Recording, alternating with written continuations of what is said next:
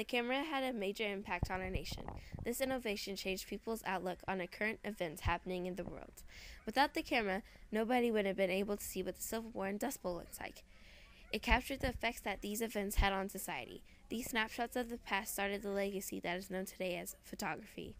Photography has made an impact on everything from ordinary people to huge businesses.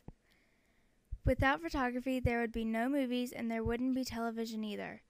There would also be no advertising, which would be unfortunate for all businesses that needed to spread the word of their product or service. Doctors would also have a harder time curing patients because without photography, there would be no x-rays or CAT scans. The first camera to take pictures is sometimes known as the daguerreotype. Louis Daguerre invented this process in 1837. The process involved a copper sheet plated with silver and placed inside a camera and exposed. This was treated with mercury vapor, which made the image more visible. Daguerre was given credit for the first photograph because he was the first to gain public support, when indeed the man who actually took the picture was Nice for Nice.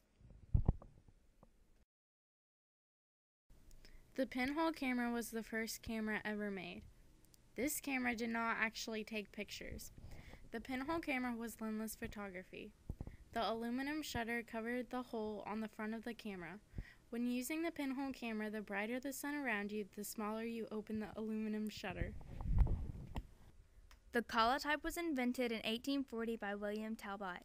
This process is known as negative-positive system.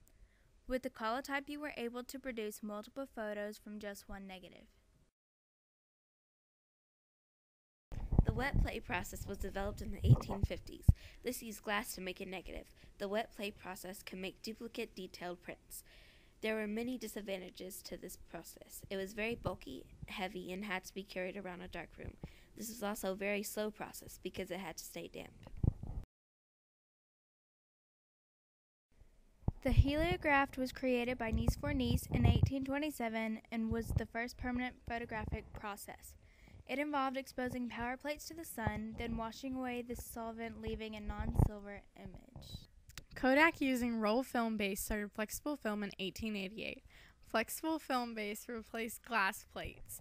It was lightweight and made out of flexible material. Gelatin emulsions were discovered in 1871 by Richard Maddox. This allowed for the process of dry plates to be done without a darkroom. This caused a consistency of materials because plates could be made in a factory. During the time of this innovation, there was a major problem going on in the United States. The Civil War, being fought between the northern and the southern states, was in progress. This was the first wartime photography. Photographers during that time period would carry around a darkroom and a horse and buggy and take pictures, and most died while trying to capture the action.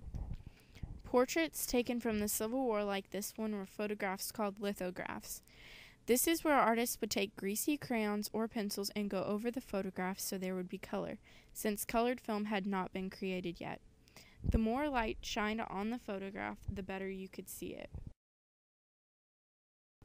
The Dust Bowl was the time when severe dust storms occurred, causing major ecological and agricultural damage prairie from 1930 to 1940.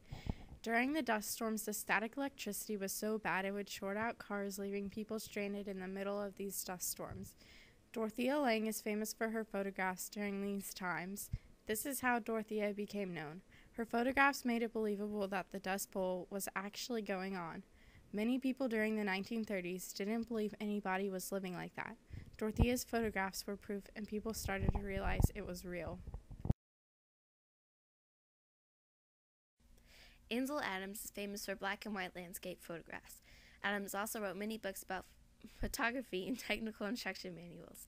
Adams invented the zone system, a technique that allowed photographers to translate the light they saw into specific densities on negatives and paper, giving them better control over finished photograph. He pioneered the idea of visualization of the finished print based upon the measured light values in the scene being photographed. His photographs are a record of what many of the national parks were like before human intervention and travel. Dorothea Lange is best known for her Depression-era work. Lange's photographs humanized the tragic consequences of the Great Depression and profoundly influenced the development of documentary photography. Her most famous photograph, entitled Migrant Mother, was the sixth and last frame taken of Lange's haphazard visit to a migrant workers' campsite.